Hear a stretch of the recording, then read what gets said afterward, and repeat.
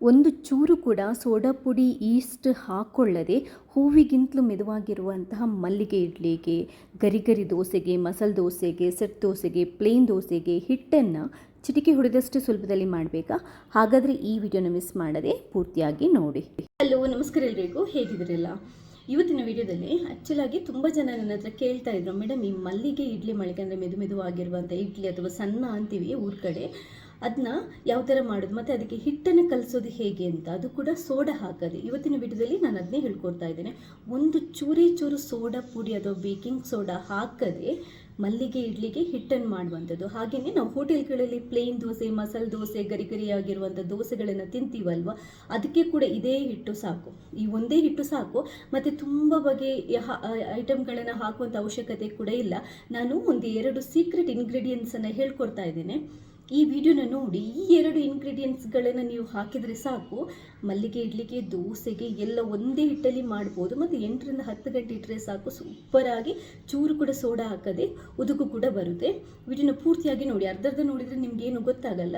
ಕಂಪ್ಲೀಟಾಗಿ ಹೇಳ್ಕೊಡ್ತಾ ಇದ್ದೀನಿ. ತುಂಬಾ ಸಿಂಪಲ್ ಆಗಿರುವಂತಹ ಟಿಪ್ಸನ್ನು ಹೇಳ್ಕೊಡ್ತಾ ಇದ್ದೀನಿ. ಇಷ್ಟ ಆದರೆ ಲೈಕ್ ಮಾಡಿ. ಹಾಗೆ ನೀವು ಮಾತ್ರ ನೋಡೋದಲ್ಲ, ಬೇರೆಯವರಿಗೆ ಶೇರ್ ಮಾಡೋದನ್ನು ಕೂಡ ಮರಿಬೇಡಿ. ಮತ್ತು ಫಸ್ಟ್ ಟೈಮ್ ನೀವು ನನ್ನ ಚಾನಲ್ ನೋಡ್ತಾ ಇದ್ದರೆ ದಯವಿಟ್ಟು ಸಬ್ಸ್ಕ್ರೈಬ್ ಆಗಿ. ಯಾಕಂತಂದರೆ ನೀವು ಸಬ್ಸ್ಕ್ರೈಬ್ ಹಾಕಿದರೆ ನಾನು ನೆಕ್ಸ್ಟ್ ಹಾಕುವಂಥ ನೀವು ಎಲ್ಲ ವಿಡಿಯೋಗಳನ್ನು ನೀವು ಮಿಸ್ ಮಾಡದೆ ನೋಡ್ಬೋದು. ಥ್ಯಾಂಕ್ಸ್ ಎಲ್ರಿಗೂ. ನೋಡಿ, ಮಲ್ಲಿಗೆ ಇಡ್ಲಿ, ದೋಸೆ, ಮಸಾಲೆ ದೋಸೆ ಎಲ್ಲದಕ್ಕೂ ಈ ಒಂದು ಹಿಟ್ಟಿದ್ರೆ ಸಾಕು. ಈ ಒಂದು ಹಿಟ್ಟಿದ್ರೆ ಇದೆಯಲ್ವ, ತುಂಬ ಬಗೆಯ ದೋಸೆ, ಇಡ್ಲಿ ಎಲ್ಲದನ್ನು ಮಾಡ್ಬೋದು. ಇದನ್ನು ಮಾಡೋದು ಹೇಗೆ ಪರ್ಫೆಕ್ಟಾಗಿ ಹೇಳ್ಕೊಡ್ತಾ ಇದ್ದೇನೆ. ಮೊದಲನೆಯದಾಗಿ ನೀವು ಇಡ್ಲಿಯೇ ಮಾಡ್ತೀರಾ ಅಂತಂದರೆ ಇಡ್ಲಿ ರೈಸ್ ತಗೊಳ್ಳಿ. ಇಲ್ಲ ಇಡ್ಲಿ ಮತ್ತು ದೋಸೆಗೂ ಸೇರ್ಕೊಂಡು ಹಿಟ್ಟು ಮಾಡ್ತೀರಂತಂದರೆ ದೋಸೆ ರೈಸ್ ತಗೊಳ್ಳಿ. ಒಳ್ಳೆ ಕ್ವಾಲಿಟಿಯ ಅಕ್ಕಿಯನ್ನು ತಗೊಳ್ಳಿ. ನೀವು ರುಬ್ಬೋಕ್ಕಿಂತ 6 ಗಂಟೆ ಮುಂಚೆ ನೀರಲ್ಲಿ ನೆನೆ ಹಾಕಿ ಇಡಬೇಕು. ಅಕ್ಕಿಯನ್ನು ನಾವು ತೊಳೆದಾದರೂ ನೆನೆ ಹಾಕ್ಬೋದು, ಅಥವಾ ರುಬ್ಬೋಕ್ಕಿಂತ ಸ್ವಲ್ಪ ಹೊತ್ತು ಮುಂಚೆ ಆದರೂ ನಾವು ತೊಳ್ಕೊಬೋದು. ಬಟ್ ಕ್ಲೀನಾಗಿ ತೊಳೆದುಕೊಳ್ಳಿ. ನಾವು ಅಕ್ಕಿಯನ್ನು ನೆನೆ ಹಾಕುವಾಗಲೇ ಉದ್ದನ್ನು ಕೂಡ ನೆನೆ ಹಾಕಬೇಕು. ಕ್ವಾಂಟಿಟಿ ಹೇಳ್ತೀನಿ. ನಾನು 3 ಲೋಟದಷ್ಟು ದೋಸೆ ರೈಸನ್ನು ತಗೊಂಡಿದ್ದೇನೆ. ಅಂದರೆ ಇಡ್ಲಿ ಮತ್ತು ದೋಸೆಗೆ 2 ಸೇರಿಸಿ ಮಾಡ್ತಾ ಇರೋದ್ರಿಂದ ದೋಸೆ ರೈಸನ್ನು ತಗೊಂಡಿದ್ದೇನೆ. ಈ ಲೋಟದಲ್ಲಿ 3 ಲೋಟದಷ್ಟು. ಅದೇ ಲೋಟದಲ್ಲಿ 1 ಲೋಟದಷ್ಟು, 3 ಲೋಟಕ್ಕೆ 1 ಲೋಟದಷ್ಟು ಉದ್ದು.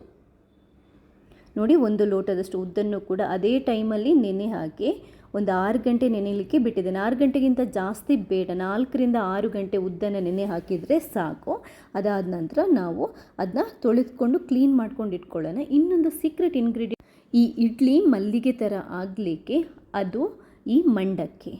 1 ಮುಷ್ಟಿಯಷ್ಟು ಮಂಡಕ್ಕಿ ಇದ್ದರೆ ಸಾಕು. ಹಾಗೆಯೇ ನಿಮಗೆ ಇಡ್ಲಿ ಬೆಳ್ಳಗೆ ಬರಬೇಕು, ಮೆತ್ತಗೆ ಬರಬೇಕು ಅಂತಂದರೆ ಒಂದು ಸ್ವಲ್ಪ ಸಬ್ಬಕ್ಕಿ ಕೂಡ ನೀವು ಉದ್ದು ಹಾಕುವಾಗಲೇ 2 ಟೇಬಲ್ ಸ್ಪೂನಷ್ಟು ಉದ್ದು ಹಾಕುವಾಗಲೇ ನೆನೆ ಹಾಕಿಟ್ಬೇಡಿ. ಅಂದರೆ ಟೋಟಲ್ 4 ಲೋಟದಷ್ಟು ಅಕ್ಕಿಗೆ 2 ಚಮಚದಷ್ಟು ಉದ್ದು ಸಾಕು. ಅದನ್ನು ಕೂಡ ನೀರಲ್ಲಿ ನೆನೆ ಹಾಕಬೇಕು. ಸಬ್ಬಕ್ಕಿಯನ್ನು ನಾವು ರುಬ್ಬೋಕ್ಕಿಂತ ಒಂದು 10 ನಿಮಿಷ ಅಥವಾ ಒಂದು 5 ನಿಮಿಷ ಮುಂಚೆ ನೀರಲ್ಲಿ ಹಾಕಿ ಬಿಟ್ಟರೆ ಸಾಕು. ಅದೊಂದು ಚೂರು ಮೆತ್ತಗಾಗಬೇಕು ಅಷ್ಟೇ.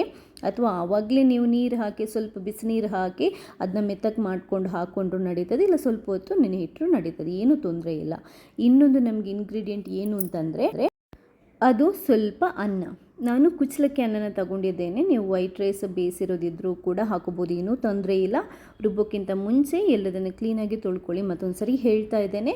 ಅದಾದ ನಂತರ ನಾನೇನು ಮಾಡ್ತೀನಿ, ಉದ್ದು ಮತ್ತು ಅಕ್ಕಿಯನ್ನು ಸಪ್ರೇಟಾಗಿ ಗ್ರೈಂಡ್ ಮಾಡ್ಕೊಳ್ಳಲ್ಲ, ಎಲ್ಲದನ್ನು ಒಟ್ಟಿಗೆ ಹಾಕಿ ಗ್ರೈಂಡ್ ಮಾಡ್ತೀನಿ. ಇದರಿಂದ ಕರೆಕ್ಟಾಗಿ ಮಿಕ್ಸ್ ಆಗಿ ಬೇಗ ಉದುಗು ಬರುತ್ತೆ.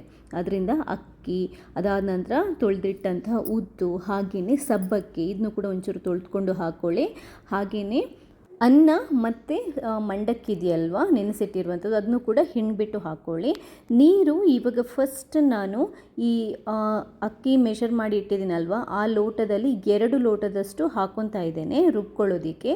ಒಂದ್ಸರಿ ರುಬ್ಕೊಂಡೆ ನೋಡಿ, ಇದೊಂದು ಸ್ವಲ್ಪ ದಪ್ಪ ಆಗ್ತಾಯಿದೆ ಅಂತ ಅನ್ನಿಸ್ತು. ಮತ್ತೊಂದು ಚೂರು ನೀರು ಹಾಕ್ಕೊಂಡು ಈ ಹದಕ್ಕೆ ರುಬ್ಕೊಂಡಿದ್ದೇನೆ. ಯಾವಾಗ ಅಂತಂದರೆ ತುಂಬ ನೈಸ್ ದೋಸೆ ಹಿಟ್ಟಿನ ಥರ ಬೇಡ, ಒಂದು ಸ್ವಲ್ಪ ತರಿ ಇದ್ದರೆ ಕೂಡ ನಡೀತದೆ, ಚೆನ್ನಾಗೇ ಇರುತ್ತೆ. ಇವಾಗ ಒಂದು ಕ್ಲೀನಾಗಿರುವಂಥ ಪಾತ್ರೆಯನ್ನು ತಗೊಂಡು ರೆಡಿ ಮಾಡಿಟ್ಟಿರುವಂಥ, ಗ್ರೈಂಡ್ ಮಾಡಿಟ್ಟಿರುವಂಥ ಹಿಟ್ಟನ್ನು ಹಾಕ್ಕೊತಾ ಇದ್ದೇನೆ. ಇದು ಎಷ್ಟು ದಪ್ಪ ಬೇಕು ಅಂತ ಹೇಳ್ತೀನಿ. ನೀವು ಸೌಟಿಂದ ಈ ಥರ ಹಾಕುವಾಗ ಸ್ಲೋ ಆಗಿ ಎಳಿಬೇಕು. ನೋಡಿ, ಇದು ಇನ್ನೂ ಒಂದು ಸ್ವಲ್ಪ ದಪ್ಪನೇ ಆಯಿತು. ನಾನು ಒಂಚೂರು ನೀರು ಹಾಕ್ತಾ ಇದ್ದೀನಿ, ಯಾಕಂತಂದರೆ ಸ್ವಲ್ಪ ದಪ್ಪ ಅಂತ ಅನ್ನಿಸ್ತು. ತುಂಬ ದಪ್ಪ ಆದರೂ ಉದುಗು ಪರ್ಫೆಕ್ಟಾಗಿ ಬರಲ್ಲ, ತುಂಬ ತೆಳ್ಳಗಾದರೂ ಕೂಡ ನಮಗೆ ಹಿಟ್ಟು ಕರೆಕ್ಟಾಗಿ ಉದುಗು ಬರಲ್ಲ. ನೋಡಿ ಸೌಟಲ್ಲಿ ಅಂಟ್ಕೊಂಡು ನಿಧಾನಕ್ಕೆ ಎಳಿಬೇಕು. ಆ ಥರ ಅದಕ್ಕೆ ನಾವು ರೆಡಿ ಮಾಡ್ಕೋಬೇಕು. ಆದಷ್ಟು ಹಿಟ್ಟನ್ನು ಕೈಯಲ್ಲಿ ಕಲಿಸ್ಕೊಳ್ಳಿ. ಕೈ ಬಿಸಿ ಹಿಟ್ಟಿಗೆ ತಾಗಿದಾಗ ಬೇಗ ಉದುಗು ಬರುತ್ತೆ ಅಂತ ಹೇಳ್ತಾರೆ. ಇದು ಹಿಂದಿನವರು ಫಾಲೋ ಮಾಡ್ತಾ ಇದ್ದಂತಹ ಸೀಕ್ರೆಟ್ ಟಿಪ್ಸ್. ನೋಡಿ ಇವಾಗ ಹೀಗೆ ಈ ಹದಕ್ಕೆ ರೆಡಿ ಆದರೆ ಸಾಕು. ಇದು ಪರ್ಫೆಕ್ಟ್ ಆಗಿದೆ. ಇದು ದೋಸೆಗೂ ಆಗುತ್ತೆ, ಹಾಗೆಯೇ ಇಡ್ಲಿಗೂ ಆಗುತ್ತೆ. ಇನ್ನೇನು ಅಂತಂದರೆ ಜಸ್ಟ್ ಒಂದು ಮುಚ್ಚಳನ್ನು ಮುಚ್ಚಿಟ್ಬಿಟ್ಟು ಮೇಲ್ಗಡೆಯಿಂದ ಬೇಕಾದರೆ ಭಾರ ಇಡ್ಬೋದು, ಅಥವಾ ಇದನ್ನ ಕಂಪ್ಲೀಟಾಗಿ ಸೀಲ್ ಮಾಡಿ ಇಡ್ಬೋದು. ಅಂದರೆ ಬಟ್ಟೆ ಅಥವಾ ಯಾವುದಾದ್ರೂ ಟವೆಲ್ ಇದ್ದರೆ ಕಂಪ್ಲೀಟಾಗಿ ಅದನ್ನ ಮುಚ್ಚಿಬಿಟ್ಟು ಇಡ್ಬೋದು. ಬಟ್ ಈಗ ಸೆಕೆ ಟೈಮಲ್ಲಿ ಆ ಥರ ಏನೂ ಬೇಕಿಲ್ಲ. 8ರಿಂದ 10 ಅವರ್ ಒಂದು ನಾವು ಕ್ಲೋಸ್ ಮಾಡಿ ಇರುವಂತಹ ಕೊನೆಯಲ್ಲಿಟ್ಟರೆ ಸಾಕು, ಗಾಳಿ ಬರದಂತ. ಯಾಕಂತಂದರೆ ಈ ಸೆಕೆಗೆ ಬೇಗ ಉದುಗು ಬರುತ್ತೆ. ಒಂದು ಚೂರು ನಾನು ಸೋಡಾ ಪುಡಿ ಹಾಕಿಲ್ಲ. 8 ಗಂಟೆ ಆಗಿದೆ, ರಾತ್ರಿ ನಾನು ರುಬ್ಬಿಬಿಟ್ಟಿಟ್ಟಿದ್ದೇನೆ. ನೋಡಿ ಬೆಳಗ್ಗೆ ತೋರಿಸ್ತಾ ಇದ್ದೇನೆ ಯಾವ ಥರ ಬಂದಿದೆ ನೋಡಿ. ಒಂದು ಚೂರು ಸೋಡಾ ಪುಡಿ ಹಾಕಿಲ್ಲ. ನಿಮಗೆ ಮಂಡಕ್ಕಿ, ಸಬ್ಬಕ್ಕಿ, ಉದ್ದೆ ಸಾಕು ಈ ಥರ ಉದುಗು ಬರಲಿಕ್ಕೆ. ಇನ್ನೊಂದು ಏನು ಅಂತಂದರೆ, ಒಂದು ವೇಳೆ ಉದುಗು ಬಂದಿಲ್ಲ ಅಂತಂದರೆ ಒಂದು ಸ್ವಲ್ಪ ಬಿಸಿ ನೀರನ್ನು ಒಂದು ದೊಡ್ಡ ಪಾತ್ರೆಯಲ್ಲಿ ಇಟ್ಬಿಟ್ಟು ಈ ಹಿಟ್ಟಿನ ಪಾತ್ರೆಯನ್ನು ಅರ್ಧ ಗಂಟೆ ಅದರಲ್ಲಿ ಇಟ್ಬಿಡಿ. ಇವಾಗ ನೀವು ಉಪ್ಪು ಎಷ್ಟು ಬೇಕು ಹಾಕ್ಕೊಂಡು ಅದನ್ನ ಮಿಕ್ಸ್ ಮಾಡ್ಕೊಳ್ಳಿ. ಬಟ್ ಒಂದ್ಸರಿ ಚೆಕ್ ಮಾಡ್ಕೊಳ್ಳಿ, ಯಾವಾಗಲೂ ಉದುಗು ಬಂದ ಹಿಟ್ಟನ್ನು ತುಂಬ ಸೌಟ್ ಹಾಕಿ ಮಿಕ್ಸ್ ಮಾಡಬಾರ್ದು. ಉಪ್ಪು ಹಾಕಿದ ನಂತರ ಒಂದು ಸ್ವಲ್ಪ ನಿಧಾನಕ್ಕೆ ಮಿಕ್ಸ್ ಮಾಡ್ಕೊಳ್ಳಿ. ಇದು ನನಗೆ ಇಡ್ಲಿ ಹಾಕೋಕ್ಕೆ ಪರ್ಫೆಕ್ಟ್ ಇದೆ ಹಿಟ್ಟು. ಇದಕ್ಕೆ ಇನ್ನೂ ತೆಳ್ಳಗೆ ಮಾಡಲ್ಲ. ನಿಮಗೇನಾದರೂ ಸ್ವಲ್ಪ ದಪ್ಪ ಆಯಿತು ಅಂತಂದರೆ ಚೂರು ನೀರು ಹಾಕಿ ತೆಳ್ಳಗೆ ಮಾಡ್ಕೊಳ್ಳಿ. ತುಂಬ ತೆಳ್ಳಗೆ ಮಾಡೋದಕ್ಕೆ ಹೋಗೋದೇ ಬೇಡ. ಉಪ್ಪು ನಾವು ಇಡ್ಲಿ ಹಾಕೋಕ್ಕಿಂತ ಮುಂಚೆನೇ ಹಾಕೋದು. ಅಂದರೆ ನಾವು ರುಬ್ಬುವಾಗ ಹಾಕಬಾರ್ದು, ಹಿಟ್ಟು ಹಾಳಾಗುತ್ತೆ ಅಂತ ಹೇಳ್ತಾರೆ. ಆದ್ದರಿಂದ ಮತ್ತು ಇಡ್ಲಿ ನೀರು ಬರುತ್ತೆ ಇಡ್ಲಿಯಲ್ಲಿ ಅಂತ ಹೇಳ್ತಾರೆ. ಆದ್ದರಿಂದ ಹಿಂದಿನ ದಿನವೇ ಉಪ್ಪನ್ನು ಹಾಕೋಬೇಡಿ. ಉಪ್ಪು ನೀವು ಯಾವಾಗಲೂ ಇಡ್ಲಿ ಮಾಡೋಕ್ಕಿಂತ ಅಥವಾ ದೋಸೆ ಮಾಡೋಕ್ಕಿಂತ ಮುಂಚೆ ಹಾಕ್ಕೊಳ್ಳಿ. ಇವಾಗ ಇಡ್ಲಿ ಪಾತ್ರೆಗೆ ಎಣ್ಣೆನ ಸವರ್ಬಿಟ್ಟು ಹಿಟ್ಟನ್ನು ಈ ಥರ ಹಾಕ್ಕೊಳ್ಳಿ. ತಟ್ಟೆ ಪೂರ್ತಿ ಹಿಟ್ಟನ್ನು ಹಾಕೋಬಾರ್ದು, ಅರ್ಧದಷ್ಟೇ ಹಾಕಬೇಕು. ಯಾಕಂತಂದರೆ ಅದು ಉಬ್ಬಿ ಬಂದಾಗ ಇಡ್ಲಿ ಸರಿಯಾಗಿ ಬರುತ್ತೆ. ಈಗ ಇಡ್ಲಿ ಸ್ಟೀಮರ್ ಪಾತ್ರೆಯಲ್ಲಿ ನೀರನ್ನು ಹಾಕಿ ಇಡ್ಲಿ ಟ್ರೇಯನ್ನು ಇಡ್ತಾ ಇದ್ದೇನೆ. ಇದನ್ನ ನೀವು ಊರ ಕಡೆ ಗಿನ್ನಲ್ ಅಂತೀವಿ, ಅಂದರೆ ಸಣ್ಣ ಮಾಡೋದಕ್ಕೆ ಒಂದು ಕಪ್ ಥರ ನಾವು ಬೌಲ್ ಥರದ್ದು ಯೂಸ್ ಮಾಡ್ತೀವಿ, ಅದಕ್ಕೆ ಗಿನ್ನಲ್ ಅಂತೀವಿ. ಅದರಲ್ಲಿ ಹಾಕಿ ಮಾಡಿದ್ರೂ ತುಂಬಾ ಚೆನ್ನಾಗಿ ಬರುತ್ತೆ, ಮೆತ್ತಗೆ ಬರುತ್ತೆ ಇಡ್ಲಿ. ಒಂದು 5ರಿಂದ 8 ನಿಮಿಷ ಹೈ ಫ್ಲೇಮಲ್ಲಿ ಬೇಯಿಸಿದರೆ ಸಾಕು. ಸೂಪರಾಗಿರುವಂಥ ಮಲ್ಲಿಗೆಗಿಂತ ಮೆದುವಾಗಿರುವಂಥ ಇಡ್ಲಿ ರೆಡಿ ಆಗುತ್ತೆ.